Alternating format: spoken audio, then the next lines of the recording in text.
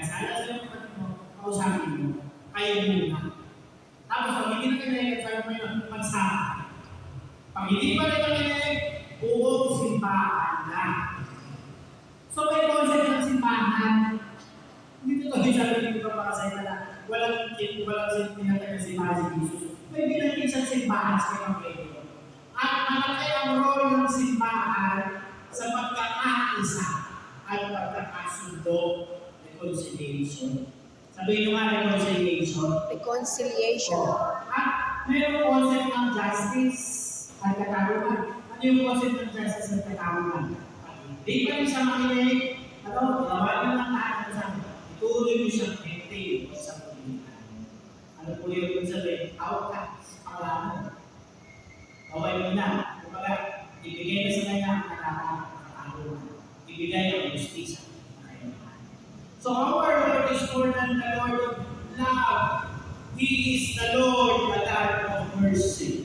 Because where there is mercy and justice, there is peace. And most importantly, if we will apply the formula of our Lord Jesus Christ, we can confront, we can repair any conflict. Maganda kaya isang libro ang title parang conflict management. Napakaganda po ng conflict management sa buhay natin. Kasi hindi mawawala ang conflict. Palaging may conflict. Diba? Sa pamilya, sa simbahan, sa trabaho, sa mga kamag-anak. Ang gusto ng Panginoon Jesucristo ay pagkakasundo-sundo. Ang gusto ng Panginoon Jesucristo ay pagkakaisa at pagtutulungan.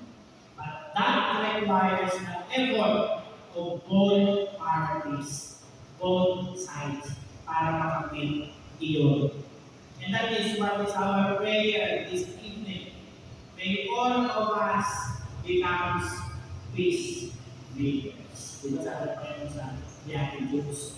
Blessed are the peacemakers, for theirs is the kingdom.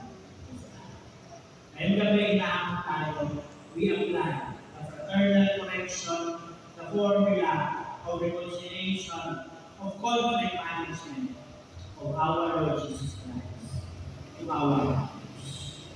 Amen.